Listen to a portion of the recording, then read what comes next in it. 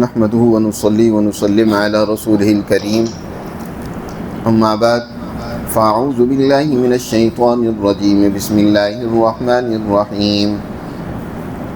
يا أيها الذين آمنوا إذا نكحتم المؤمنات ثم طلقتموهن من قبل أن تمسوهن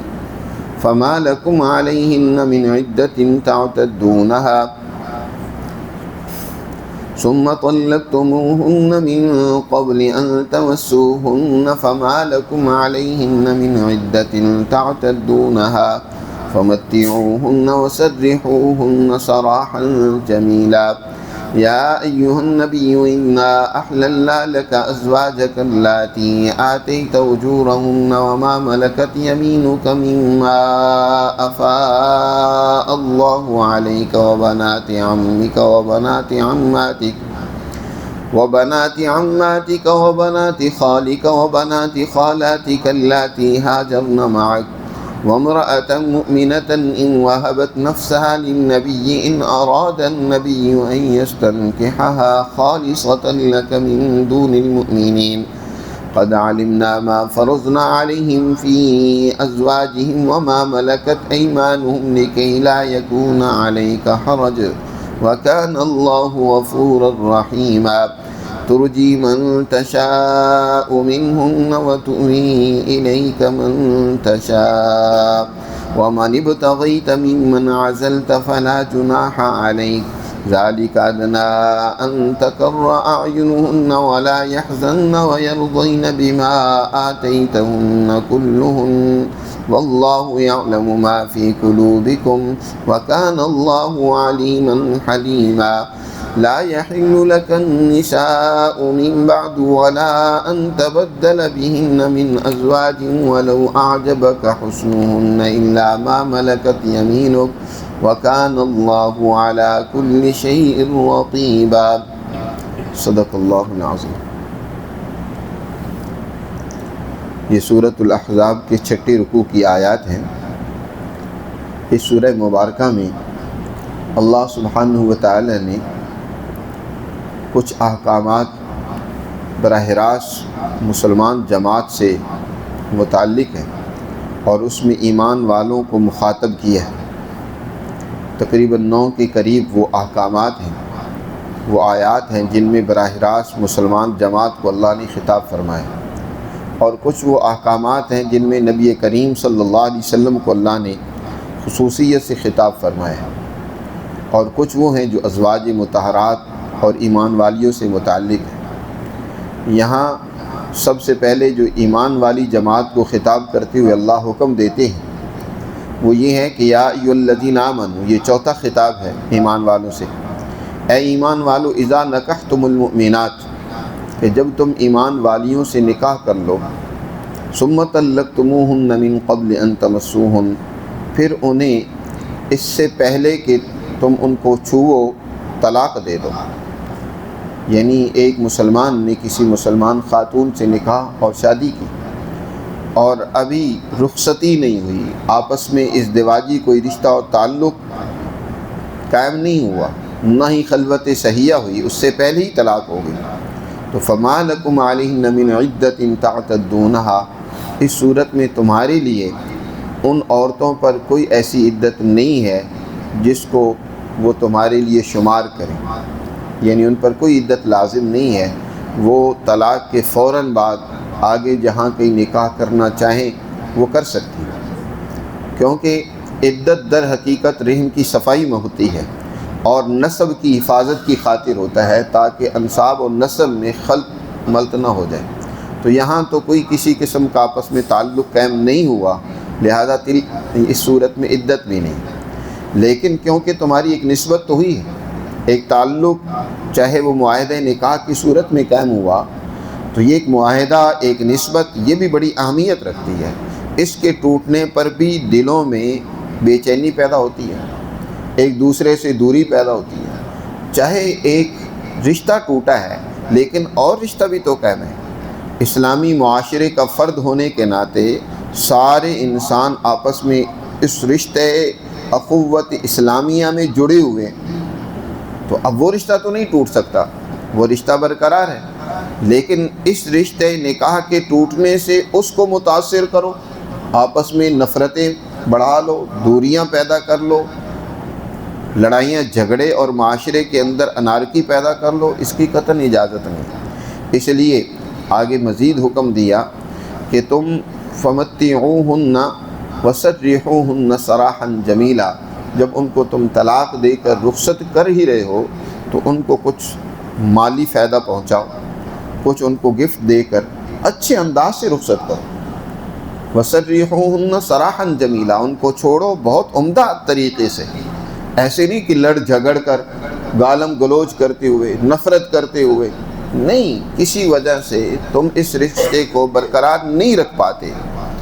اور تم نے فیصلہ کیا کہ یہ رشتہ توڑ دینا ہی مناسب ہے، آگے اس کے لیے، بچی کے لیے یا ہمارے گھر والوں کے لیے مزید پریشانیاں بن سکتی ہیں، تو اس وجہ سے تم نے اس رشتے کو توڑا ہے۔ لیکن یہ کیا کہ اخوت اسلامیہ کا رشتہ بھی ٹوٹ گیا ہے؟ نہیں، تم انہیں متع دو۔ متع اگر تو اس عورت کا مہر بھی مقرر تھا تو اس صورت میں آدھا مہر دینا ضروری ہے۔ یاد رکھو، عورت کے لیے جو مہر مقرر کیا جاتا ہے یہ اس کا حق ہوتا ہے، یہ اس کو چھوڑا نہیں جا سکتا۔ اور آج کل ہمارے معاشرے میں یہ بھی بہت بڑی خرابی پیدا ہو رہی ہے کہ مہر بعض اوقات زیادہ مقدار میں باندھ دیا جاتا ہے اور اس کی ادائیگی نہیں ہوتی، اس کو بعد میں ادا کرنا طے کیا جاتا ہے، غیر معجل اس کو لکھوا دیا جاتا ہے لیکن بعد میں ادا نہیں ہوتا۔ یہ اس کا حق ہے اور اس کا حق دینا ضروری ہے۔ اگر اس کا حق ادا نہیں کریں گے یا وہ خود معاف نہیں کرے گی تو پھر کل قیامت کے دن اس حق کو ادا کرنا پڑے گا، جو بڑی مشکل ہو جائے گی۔ تو اس لیے اگر تو مہر مقرر تھا تو آدھا مہر اس کو ادا کر دو، اور اگر مہر بھی کسی وجہ سے مقرر نہیں ہوا، نکاح تو ہو جاتا ہے بغیر مہر کے تقرر کے بھی، تو اس صورت میں تو تم پر لازم ہے کہ اسے کم از کم ایک اچھا، اس کی بساط، اس کی شان کے مطابق ایک سوٹ خرید کر دو، مکمل جوتوں سمیت ایک سوٹ اس کو اچھا خرید کر دے دو۔ عورتوں کو عام طور پر کیونکہ کپڑوں سے بڑا لگاؤ ہوتا ہے تو اسے بہترین کوئی سوٹ خرید کر دے دو، اسی سے اس کا دل خوش ہو جائے گا، اس کی دل جوئی ہو جائے گی، اور اچھے طریقے سے رخصت کرو۔ اسلام نے فیملی سسٹم کے حوالے سے بڑی تفصیلی ہدایات اور تعلیمات دی ہیں، کیونکہ کسی بھی معاشرے کی سب سے پہلی اکائی فیملی سسٹم ہوتا ہے۔ اگر کہیں فیملی سسٹم ہی بگاڑ کا شکار ہو جائے، خرابیوں کی نظر ہو جائے، تو یاد رکھو وہ معاشرہ کبھی بھی اچھا معاشرہ نہیں بن سکتا۔ اس لیے دین اسلام نے اس کو بنیاد بنایا ہے اور اسی کو بنیاد بنا کر قومی اور بین الاقوامی مسائل بھی سمجھائے ہیں۔ تو یہاں پر بھی اس سورہ احزاب میں فیملی سے متعلق احکامات کو بیان کیا، اور حضور صلی اللہ علیہ وسلم نے ایک حدیث مبارکہ میں یہ بات واضح طور پر بیان فرما دی، خیرکم خیرکم لأہلی، تم میں سے سب سے بہترین انسان دیگر ذمہ داریوں کو ادا کرنے کے لیے بھی وہی بہتر ہے جو اپنے گھر کی ذمہ داریوں کو ادا کرنے میں اچھا ہے۔ ایک انسان گھر کے امور میں وہاں اچھے انداز سے نہیں چل رہا، ایک چھوٹا سا گویا کہ اس کے ذمے ایک ادارہ سونپا گیا، جی یہ بھی ایک ادارہ ہوتا ہے، گھر ایک چھوٹا سا ادارہ ہے جس میں میاں بیوی یا زیادہ سے زیادہ شوہر کے ماں باپ ہو سکتے ہیں یا چند ایک بچے ہو سکتے ہیں۔ تو ایک انسان اتنا نااہل نالائق ہے کہ اس چھوٹے سے ادارے کو وہ اچھے طریقے سے نہیں سنبھال پا رہا، تو اگر اس کے سبب کوئی بڑا ادارہ کر دیا جائے تو وہ کیسے سنبھال سکے گا؟ قطعاً نہیں سنبھال سکتا۔ جو یہاں صحیح تربیت پا لیتا ہے، اس کو اچھے طریقے سے نبھا سکتا ہے، تو وہ دیگر ذمہ داریوں کو بھی اس سے زیادہ احسن طریقے سے ادا کر سکے گا۔ یہی وجہ ہے کہ نبی کریم صلی اللہ علیہ وسلم کسی کو کسی علاقے کا گورنر بنانا چاہتے یا کوئی اور ذمہ داری اس کو سپرد کرنا چاہتے تو اس کے گھر کے نظام کو آپ پہلے دیکھتے تھے کہ یہ گھر کے امور کو چلانے میں کیسا ہے۔ اگر اس میں اچھا ہوتا تو آپ سمجھ جاتے کہ آپ یہ ملکی نظام بھی اچھے طریقے سے چلا سکے گا۔ گویا کہ یہ ایک تعلیم و تربیت کا ادارہ ہے، اس لیے قرآن نے اس کو بڑی تفصیل سے بیان کیا۔ بعض کفار نے، بعض منکرین نے اعتراض کیے کہ قرآن میں زیادہ تو زیادہ بس فیملی کی مسائل ہی ڈسکس کیے گئے ہیں، زیادہ تر انہی مسائل کو ذکر کیا گیا اور کوئی زیادہ بڑے مسائل تو نہیں ذکر کیے گئے۔ تو ان لوگوں کو سمجھ لینا چاہیے کہ قرآن کی جو حکمت ہے اس سے بڑی کوئی حکمت نہیں ہے۔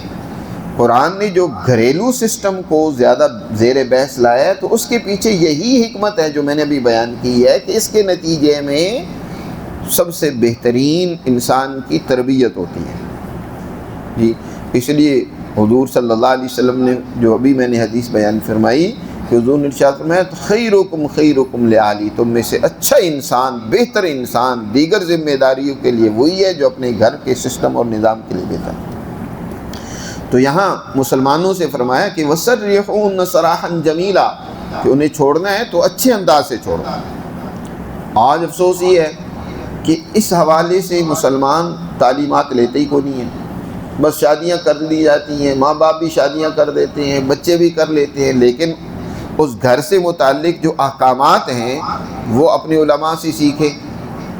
طلاق دینے کے، دیگر مسائل گھر کے، ان کو چلانے کے وہ مسائل سیکھنے چاہیے۔ بس سنی سنائی باتیں ہوتی ہیں، یہ 3 طلاقیں ہوتی ہیں، اور جب کبھی آپس میں غصے میں آپے سے باہر ہوتے ہیں تو بس وہ 3 طلاقیں یکدم دے دیتے ہیں اور پھر بعد میں پچھتاتے پھر رہے ہوتے ہیں۔ پھر کوئی ایسا مفتی ڈھونڈ رہے ہوتے ہیں کہ جس سے یہ دوبارہ رشتہ بحال ہو جائے۔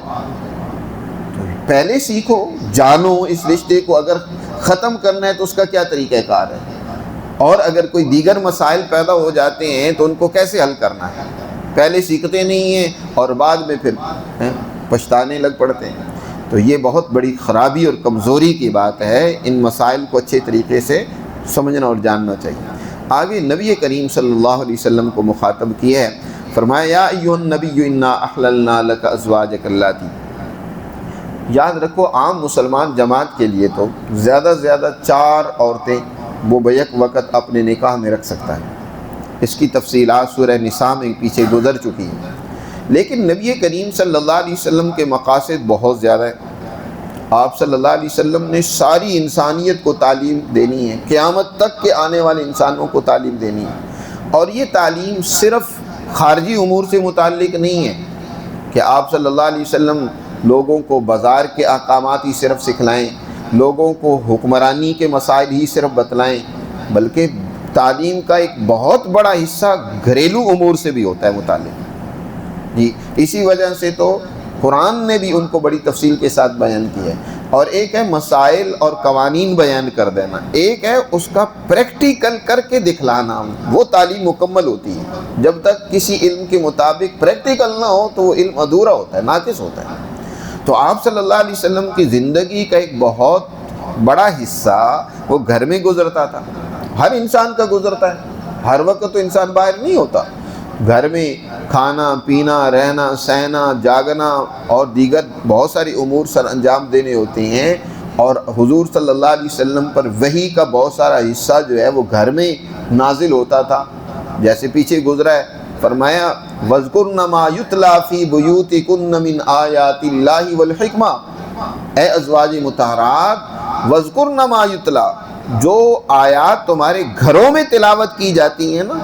ان کو یاد کرو۔ وَاذْكُرْنَ مَا يُتْلَى فِي بُيُوتِكُنَّ، تمہارے گھروں میں اللہ کی آیات اور حکمت کی باتیں جو تمہارے گھروں میں اتاری جاتی ہیں، حضور صلی اللہ علیہ وسلم پر نازل کی جاتی ہیں، حضور صلی اللہ علیہ وسلم تلاوت کرتے ہیں، تو انہیں تم سمجھو،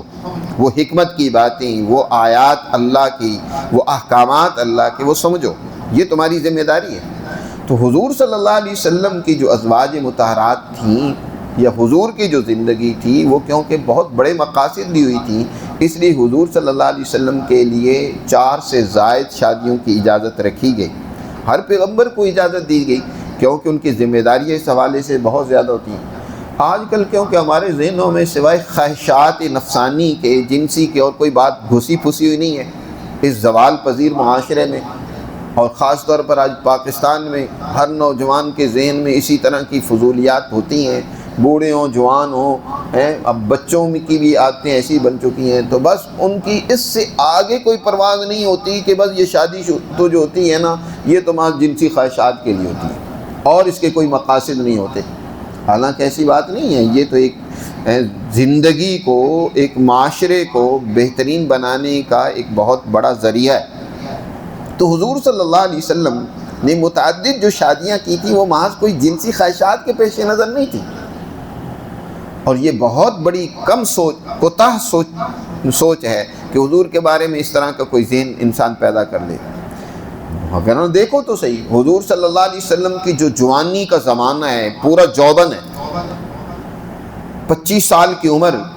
ایک جوانی کا زمانہ ہوتا ہے، اور پیغمبر کی طاقت و قوت عام آدمی سے بہت زیادہ ہوتی ہے۔ 40 افراد کے برابر ایک پیغمبر کی طاقت ہے جی، اور 40 افراد بھی وہ جو جنت کے ہیں، اور جنت کا جو ایک آدمی ہے نا، اس کی طاقت 100 آدمیوں کے برابر ہوگی۔ تو اس حوالے سے پیغمبر کی طاقت و قوت آپ اندازہ لگا لیں کتنی زیادہ تھی عام آدمیوں سے بڑھ کر جی۔ تو اس کے باوجود آپ نے پورے جوانی اور جوبن میں شادی کی تو صرف ایک ایسی عورت سے جو 2 شوہروں سے بیوہ ہو چکی ہے پہلی سے، حضرت خدیجہ رضی اللہ تعالیٰ عنہ، اور پھر ان کی عمر اس وقت کیا ہے، 40 سال ادھیڑ عمر ہے۔ اب 40 سال کی عورت تو بیچاری آج بوڑھی ہو جاتی ہے، پھر جس کے پہلے 2 شوہروں کے میں وہ رہ چکی ہو، بیوہ ہو چکی ہو، تو اس کی عمر کیا ہوگی؟ 40 سال کے بعد اس کی عمر تو ڈھل چکی ہوتی ہے۔ تو آپ نے ایک بیوہ عورت سے شادی کی، اور جب تک یہ بیوہ عورت یعنی حضرت خدیجہ حیات رہی، حضور نے کوئی دوسرا نکاح نہیں کیا، ان کی زندگی میں حضور نے کوئی دوسری شادی نہیں کی۔ اور پھر جب ان کا انتقال ہو گیا تو اس کے بعد حضور صلی اللہ علیہ وسلم نے پھر ایک عورت سے شادی کی جو معمر ہے، حضرت سودا رضی اللہ تعالیٰ عنہ۔ اب حضور کی صاحبزادیاں بھی ہیں، بچیاں بھی ہیں، گھر کا نظام دیکھ بھال کرنی ہے، تو حضور صلی اللہ علیہ وسلم نے اس گھریلو نظام کو بھی سنبھالنے کے لیے اور بھی آپ کی بڑی ذمہ داریاں ہیں، تو آپ نے ایک بیوہ اور معمر عورت حضرت سودا رضی اللہ تعالیٰ عنہ، سودا بنت زمعہ سے شادی کی۔ حضرت عائشہ صدیقہ صرف ایک کنواری عورت خاتون تھیں جن سے حضور نے شادی کی، ان سے بھی نکاح مکہ میں حضور کے ساتھ ہو گیا تھا، لیکن رخصتی جا کر مدینہ منورہ میں ہوئی۔ اس کے علاوہ جتنی بھی آپ نے شادیاں کی ہیں، حضرت ام حبیبہ سے شادی کی جو ابو سفیان کی بیٹی تھی، تو وہ بھی ظاہر بیوہ تھی، اور اسی طرح دیگر جتنی بھی صحابیات سے شادیاں آپ کی ہوئی ہیں وہ سب کی سب جو ہیں مطلقہ تھیں یا بیوہ تھیں۔ کنواری صرف حضرت عائشہ تھی، اور ان سے شادیاں کرنے کے پیچھے کوئی نہ کوئی حکمت تھی، اور سب سے بڑی حکمت وہی تعلیم تھی کہ جو گھریلو زندگی میں آپ علوم انسانیت کے لیے بیان فرماتے، عمل سے کر کے پریکٹیکل پیغمبر کی یاد رکھو، ساری زندگی چاہے خلوت کی ہو چاہے جلوت کی ہو، اپنی اہلیات سے ملنے کی ہو، ان سے جدا ہونے کی ہو، ان سے بات چیت کرنے کی ہو، ہر بات پیغمبر کی امت کے لیے اسوہ اور نمونہ ہے۔ کوئی ایک بات بھی پیغمبر کی ایسی نہیں ہے جو امت کے لیے نمونہ اور سبق نہ ہو۔ اب یہ سبق کس نے دینا ہے، کس نے بتلانا ہے؟ یہ خواتین نے۔ اس لیے آپ صلی اللہ علیہ وسلم کی متعدد شادیوں کی حضور کو اجازت دی گئی تھی۔ تو اسی کا تذکرہ یہاں کیا، فرمایا اے نبی انا احللنا لک ازواجک اللاتی آتیت اجورہن، 4 قسم کی خواتین سے شادی کرنے کی آپ کو اجازت ہے۔ سب سے پہلی وہ خواتین جن کا آپ نے مہر دیا اور مہر دے کر ان کو آپ اپنے نکاح میں لے کر آئے۔ بے شک ہم نے آپ کے لیے حلال کر دیا آپ کی وہ بیویاں جن کے مہر آپ نے دے دیے۔ اور دوسری وما ملکت یمینک مما افاء اللہ علیک، مال غنیمت کے طور پر آپ کی ملکیت میں جو باندیاں آئی ہیں تو وہ بھی آپ کے لیے حلال ہیں۔ باندیوں سے جو جنگی قیدی ہوتے تھے، مرد یا خواتین، ان کو تقسیم کر دیا جاتا تھا۔ اس دور میں پوری دنیا میں یہی رواج تھا، اور مسلمانوں نے تو اس کا بہترین طریقہ یہی اختیار کیا کہ ان قیدیوں کو تقسیم کر دیا جائے۔ اس کا ایک بڑا فائدہ تو یہ ہوتا تھا کہ ان قیدیوں کی تعلیم و تربیت کا بہترین نظام ہو جاتا تھا، ان کے اخراجات، اور حضور نے اس حوالے سے بڑی واضح ہدایات و تعلیمات دی ہیں کہ جو خود کھاؤ وہی اپنے غلاموں اور باندیوں کو کھلاؤ، جو خود پہنو وہی ان کو پہناؤ، ان کے ساتھ گھر کے فرد جیسا سلوک کرو۔ اور دوسری بات یہ ہے کہ ان کی تعلیم و تربیت کا، گھر میں وہ جب رہتے تھے، ہمارے گھروں جیسے گھر صحابہ کے نہیں تھے، ان کے گھر بہترین تربیت گاہ، تعلیم گاہ ہوتے تھے، وہاں یہ غلام باندیاں آتی تھیں تو سیکھتی تھیں، تعلیم حاصل ہوتی تھی ان کو. اور یہی وجہ ہے کہ اگلے دور میں غلاموں نے تعلیم میں وہ کمال حاصل کیا، وہ مہارتیں حاصل کیں کہ بڑے بڑے علماء، بڑے بڑے محدثین، مفسرین، فقہاء ان غلاموں میں اور باندیوں میں سے پیدا ہوئے. حضرت امام اعظم ابو حنیفہ رحمۃ اللہ علیہ فرماتے ہیں ما رأیت افضل من عطاء ابن ابی رباح، عطاء ابن ابی رباح سے زیادہ افضل انسان، کامل انسان علم تقوی میں نے نہیں دیکھا. یہ عطاء بن ابی رباح کون ہے؟ غلام ہے. اسی طرح حضرت حسن بصری کون ہے؟ غلام ہے. رابعہ بصری، یہ جتنے بڑے بڑے اونچے درجے کے لوگ ہوئے یہ تھے شروع میں غلام تھے.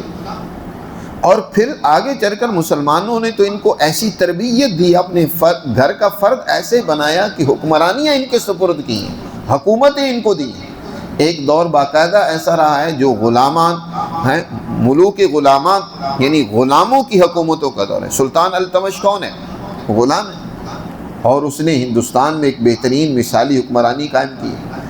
ہے. محمود کا جو مشیر خاص ہے ایاز، وہ کون ہے؟ ان کا غلام ہے. کہ محمود و ایاز کی باتیں کافی مشہور ہیں. تو یہ ہے کہ باندیوں کے ساتھ بھی ظاہر ہے ان کے ساتھ گھر کے افراد کی طرح کا سلوک کیا جاتا تھا. جو مالک ہوتا تھا وہ اس کے ساتھ اپنی بیوی کے سے بھی معاملات پورے کر سکتا تھا، جس سے ان کی جنسی خواہش بھی پوری ہوتی تھی اور دیگر بھی تمام ان کے مسائل حل ہوتے تھے. تو حضور سے بھی کہا گیا کہ جو آپ کو غنیمت میں، ظاہر جنگی غنیمت جو آتی تھی، جنگ میں جو گرفتار ہوتی تھی، تو جو حصے میں آنے والی باندیاں ہیں، عورتیں ہیں، تو وہ بھی آپ کے لیے حلال ہیں. اب اس کے بعد اگر دنیا نے مل کر یہ فیصلہ کر لیا نا کہ اب کسی کو غلام یا باندی نہیں بنایا جائے گا، تو اسلام یہ نہیں کہتا نہیں لازمی ہم تو غلام اور باندی بنائیں گے. اسلام کی یہ تعلیمات نہیں ہیں. اسلام بھی تو اس غلامی کو ختم کرنے کی حکمت عملی اپناتا ہے اور تعلیم دیتا ہے. اسی وجہ سے کئی کفاروں میں غلام کو آزاد کرنے کا حکم دیا. قسم کھا کے توڑ دیے تو غلام آزاد کرو، روزہ رکھا تھا توڑ دیا تو غلام آزاد کرو، زہار تم نے کر لیا اپنی اہلیہ کے ساتھ تو غلام آزاد کرو. یعنی ہر ایک کفارے میں، زیادہ تر کفاروں میں جو ہے غلطی سے قتل ہو گیا تو غلام آزاد کرو.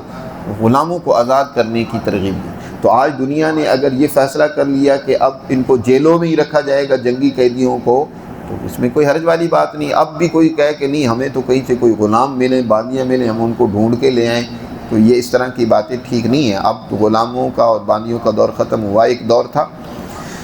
تو فرمایا کہ وہ باندیاں جو آپ کو مال غنیمت میں آپ کے حصے میں آئیں تو وہ بھی آپ کے لیے حلال ہیں. وہ بنات یمین، تیسری قسم کی عورتیں، وہ بنات عمی کا، آپ کی پھوپھی کی بیٹیاں، وہ بنات عماتی کا، آپ کی چچا کی بیٹیاں، پھوپھی کی بیٹیاں، وہ بنات خالی کا، اور آپ کے ماموں کی بیٹیاں اور آپ کی خالہ کی بیٹیاں. شرط یہ ہے کہ اللتی ہاجرن معک، جنہوں نے آپ کے ساتھ ہجرت کی ہے، انہوں نے ہجرت کی ہے، یعنی قریش کی عورتیں. ظاہر ہے یہ حضور کا خاندان ہے تو قریش کی عورتیں آپ کے لیے حلال ہیں. شرط یہ ہے کہ انہوں نے ہجرت کی. حضرت ام ہانی رضی اللہ تعالیٰ عنہ، حضرت علی ابن ابی طالب کی ہمشیرہ، حضور صلی اللہ علیہ وسلم کی چچا زاد بہن، ان کی بڑی خواہش بھی تھی کہ حضور مجھ سے شادی کر لیں، لیکن حضور نے شادی اس لیے نہیں کی کہ انہوں نے ہجرت نہیں کی تھی. تو جنہوں نے ہجرت نہیں کی، ہجرت کرنا، اپنے گھر بار کو دین کی خاطر چھوڑنا، یہ ایک دین میں رسوخ کی نشانی تھی کہ انہوں نے دین کو دل و جان سے قبول کر لیا اور اس کے لیے ہر طرح کی قربانی کے لیے تیار ہیں.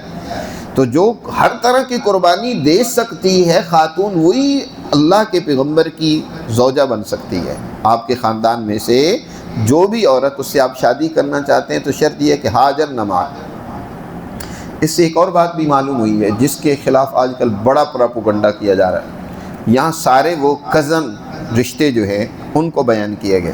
اور آج کل ایک عجیب پروپیگنڈا یورپ سے متاثر ہو کر کیا جا رہا ہے کہ کزن میرج نہیں ہونی چاہیے جی، اس سے جو ہے نا اولاد میں آگے بڑی خرابیاں پیدا ہوتی ہیں. اگر یہ اس کے کوئی نقائص ہوتے، خرابیاں ہوتی، تو اللہ اپنے پیغمبر کو اس کی کیوں اجازت دیتا؟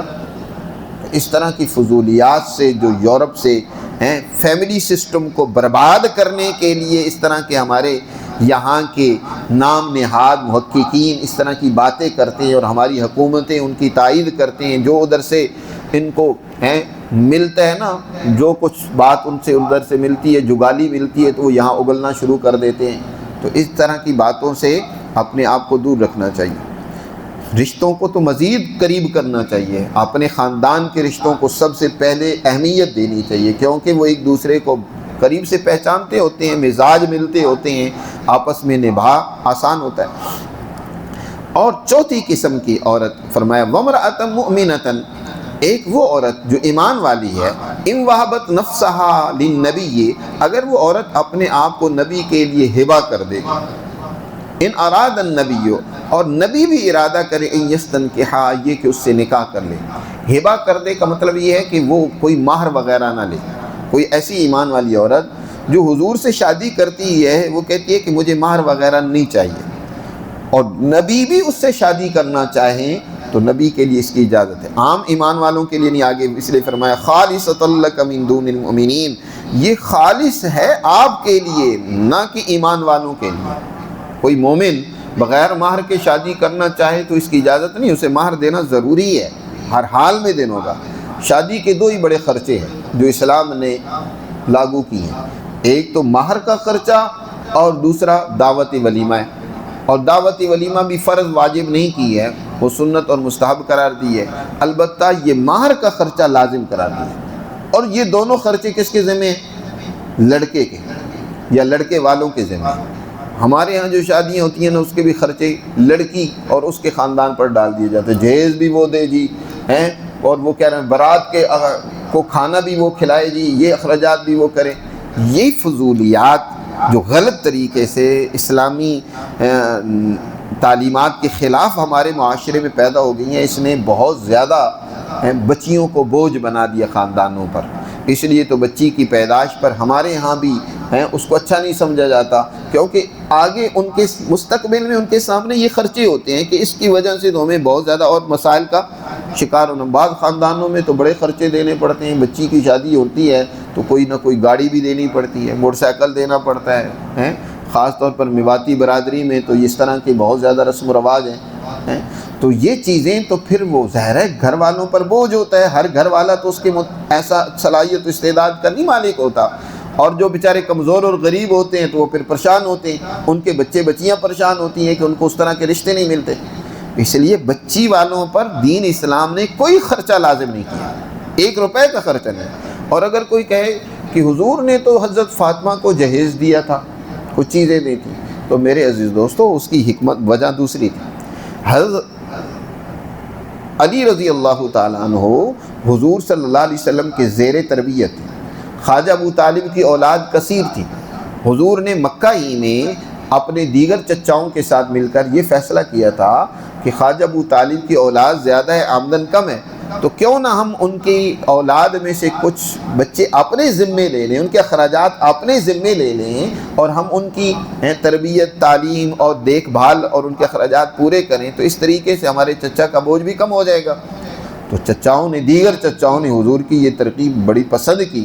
چنانچہ حضرت عباس نے ایک بچہ اپنے ذمہ، غالباً حضرت جعفر طیار انہوں نے اپنے ذمہ لے لیا، حضرت حمزہ نے ایک بچہ اپنے ذمہ لے لیا، اور خود حضور نے حضرت علی کو اپنے ذمہ لے لیا کہ ان کی تربیت میں کروں گا۔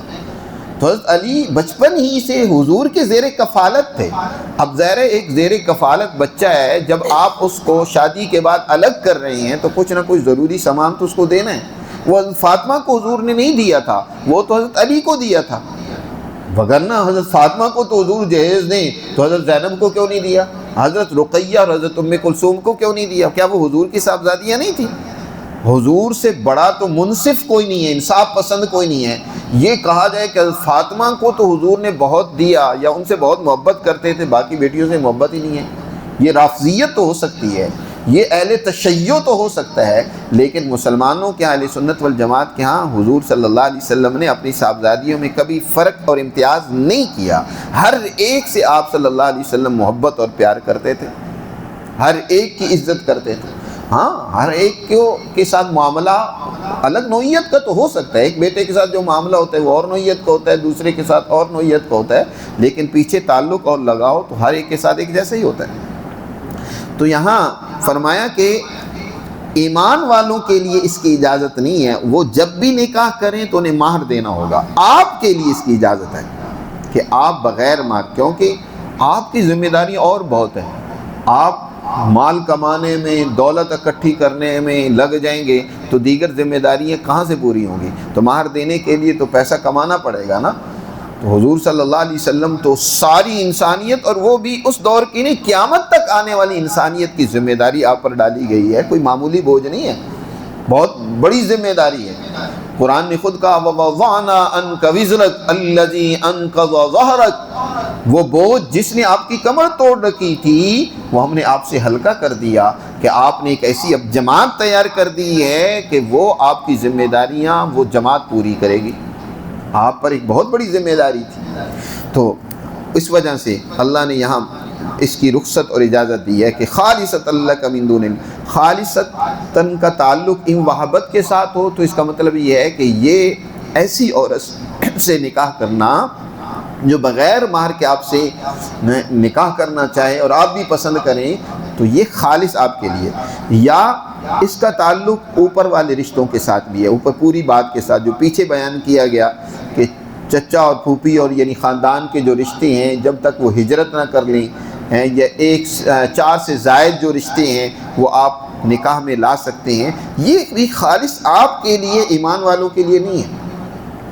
ایمان والوں کے لیے شرط ہجرت کی بھی نہیں ہے، اور ایمان والوں کے لیے شرط 4 سے زائد کی بھی اجازت نہیں ہے۔ آپ کے لیے خصوصی، یہ خصوصاً آپ کے لیے، قد علمنا ما فرضنا علیہم فی ازواجہم، ہاں ایمان والوں پر جو ہم نے احکامات فرض کیے ہیں نا، ہم ان کو جانتے ہیں، ان کی بیویوں اور باندیوں سے متعلق جو ان کے اوپر لازم ہے۔ لکی لا یکون علیک حرج، یہ اس لیے آپ کے لیے ہم نے احکامات بیان کیے تاکہ آپ پر کسی قسم کی اپنی ذمہ داریوں کو ادا کرنے میں کوئی تنگی اور رکاوٹ پیدا نہ ہو۔ لکی لا یکون علیک حرج وکان اللہ غفور الرحیم، اور اللہ تعالیٰ بہت معاف کرنے والا، انتہائی مہربان ہے۔ ایک اور حکم حضور صلی اللہ علیہ وسلم کو یہاں دیا جا رہا ہے، حضور سے متعلق ہے۔ عام مسلمان اگر 1 سے زائد شادیاں کرتے ہیں تو ان پر لازم ہے کہ ان تمام ازواج کے درمیان، بیویوں کے درمیان انصاف کریں۔ اگر انصاف کر سکتے ہیں تو 1 سے زائد شادیاں کرنے کی اجازت ہے، نہیں کر سکتے تو اجازت نہیں ہے، پھر ایک ہی پر اکتفا کرنی چاہیے ہر اعتبار سے، کھانے پینے، رہنے سہنے، اور یہاں تک کہ ازدواجی تعلقات کے اعتبار سے، رات گزارنے کے اعتبار سے، کہ رات بھی سب کے پاس یکساں، اگر ایک کے پاس ایک ہفتہ ٹھہر رہے ہیں تو دوسرے کے پاس بھی 1 ہفتہ ٹھہریں، اور تیسرے کے پاس بھی 1 ہفتہ ٹھہریں، یا مہینے کا ٹھہرنے کا آپ نے باری مقرر کی ہے تو 1 مہینہ سب کے پاس ٹھہریں، یا روزانہ کی بنیاد پر، تو سب کے درمیان برابری ہونی چاہیے۔ یہ نہیں ہے کہ اب تمہیں کوئی نئی دلہن پسند آ گئی، تم نے اسے شادی کر لی ہے تو پہلے کو بھول جاؤ، کل معلقہ اسے بنا دو، نہیں، پرانی ہو یا نئی ہو، ہر ایک کے درمیان عدل ضروری ہے، اس کے بغیر نہیں۔ نبی کریم صلی اللہ علیہ وسلم کو کیونکہ گھر کے حوالے سے مطمئن ہونا بہت ضروری تھا۔ ایک آدمی گھر کے چکروں میں پھنسا ہوا ہو اور اس کے اوپر ذمہ داریاں دوسری بھی ڈال دی جائیں تو بڑا مشکل ہو جاتا ہے۔ گھر میں جھگڑا ہوا ہو، نماز پڑھنے آ جاؤ تو وہ نماز بھی پڑھ تو لوگ ظاہری طور پر، وہ بھی ساری جھگڑے کی نظر ہو جائے گی، انسان سوچتا اسی کو رہتا ہے۔ اور دیگر کام کرنے باہر جائیں، گھر میں جھگڑے ہی چلتے رہے ہوں تو وہاں بھی سکون نہیں ہوتا۔ ذمہ داری کو اچھے طریقے سے انسان دفتر میں بیٹھا کام کر رہا ہے لیکن ذہن گھر میں الجھا ہوا ہے، جی شام کو جانا ہے تو پھر یہ مسائل ہوں گے، صبح آنا ہے تو وہی مسائل ہوں گے۔ تو یہ گھر کے جو جھگڑے ہوتے ہیں، لڑائیاں ہوتی ہیں، یہ بہت بڑی ذمہ داریوں میں رکاوٹ بھی پیدا کرتی ہیں۔ اس لیے حضور صلی اللہ علیہ وسلم کے لیے یہ لازم نہیں تھا، بلکہ اللہ نے واضح طور پر اجازت دے دی کہ آپ کی جو ازواج ہیں ان کے درمیان میں عدل کرنا آپ پر لازم نہیں ہے، آپ کے لیے وہاں بھی رخصت ہے کہ کسی کے پاس، جس کے پاس دل کرے رہیں، جس کے پاس دل کرے نہ رہے، جس کو چاہے اپنے قریب کر لیں، جس کو چاہے دور کریں۔ آپ کے لیے اجازت ہے۔ فرمایا ترجی من تشاء، اور اس کے پیچھے بڑی حکمت تھی وہ جو میں نے ابھی بتائی ہے، تاکہ آپ پر اور آپ کے ازواج پر بھی یہ بات واضح ہو جائے، ان کو بھی پتہ چل جائے کہ جو کچھ حضور ہمارے ساتھ کر رہے ہیں یہ محض ان کی مہربانی ہے، وگرنہ ان پر تو یہ چیز لازم ہی نہیں ہے، تو پھر وہ مطمئن رہے گی۔ اور جس کو پتہ ہوگا نہیں یہ میرا حق ہے تو وہ تو لڑے گی کہ میرا حق مجھے ملنا چاہیے، جسے پتہ ہے میرا حق ہے ہی نہیں، یہ تو محض ان کی عنایت و مہربانی ہے۔ اس کے باوجود بھی حضور صلی اللہ علیہ وسلم نے کبھی بے انصافی نہیں کی، باوجود اس کے کہ اللہ نے اجازت دی، لیکن آپ کی ذات کیوں کہ انصاف پسند تھی، انصاف میں گندی ہوئی تھی، اس لیے آپ نے کبھی بھی اپنی ازواج کے درمیان میں کبھی نا انصافی نہیں کی، ہر ایک کو برابر حق دیا، سب کے پاس ایک ایک دن آپ ٹھہرتے تھے، سب کے پاس برابر جاتے تھے، حقوق سب کے برابر پورے کرتے تھے۔ ہاں سفر میں بھی جانا ہوتا تھا تو وہاں بھی باوجود اس کے کہ آپ کو اختیار تھا کہ جس کو چاہے ساتھ لے جائیں، لیکن آپ پھر بھی قرعہ ڈالتے، جس کے نام کا قرعہ نکلتا تھا اسی کو ساتھ لے کر جاتے تھے۔ تمام ازواج کے درمیان آخر تک آپ نے انصاف کیا۔ آپ صلی اللہ علیہ وسلم نے اللہ کے حضور ایک موقع پر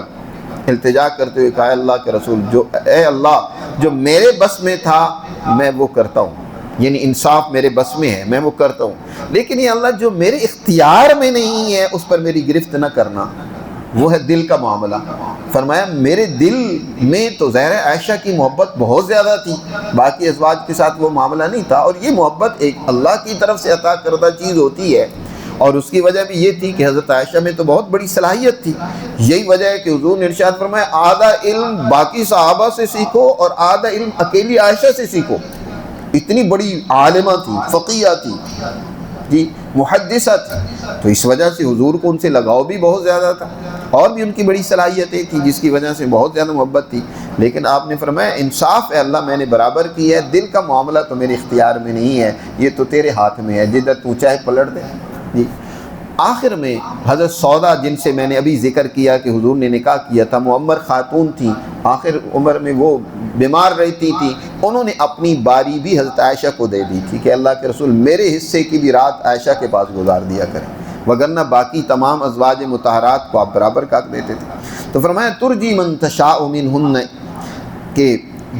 جس کو آپ مؤخر کرنا چاہیں مؤخر کر دیں ان خواتین میں سے، وَتُؤْوِي إِلَيْكَ، اور جس کو اپنے پاس پناہ دینا چاہیں تو آپ پناہ دے دیں،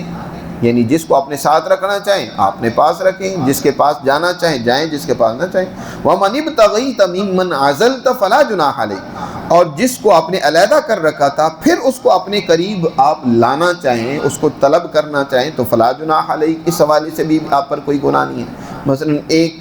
کی باری آپ نے ختم کر رکھی تھی لیکن پھر آپ اس کو اپنے پاس لانا چاہیں تو کوئی آپ پر اس پر بھی الزام نہیں ہے۔ یہ اس لیے آگے حکمت بھی بیان فرما دی، ذالک ادنی ان تقر اعینہن، تاکہ یہ بات زیادہ قریب ہے کہ ان کی آنکھیں ٹھنڈی رہیں آپ کی ازواج مطہرات کی، ولا یحزن، اور وہ کسی قسم کے افسوس اور غم میں مبتلا نہ ہو، ویرضین بما آتیتہن کل، اور جو کچھ آپ ان کو دیں اس پر وہ راضی اور مطمئن رہیں کہ یہ سب تو حضور ہی کی مہربانی ہے۔ واللہ یعلم ما فی قلوبکم، یاد رکھو اللہ جانتا ہے جو تمہارے دلوں میں ہے، وکان اللہ علیما حلیما، اور اللہ سب کچھ جاننے والا بہت حلم و بردبار والا ہے۔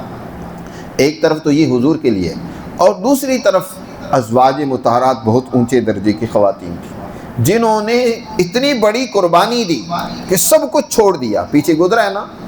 کہ حضور صلی اللہ علیہ وسلم نے فرمایا کہ اگر تم چاہتی ہو مال و دولت دنیا کا متاع اور سامان چاہتی ہو تو آؤ، فتعالین امتعکن، میں تمہیں دنیا کا ساز و سامان دیتا ہوں اور ٹھیک ہے تم الگ ہو جاؤ، اور اگر تم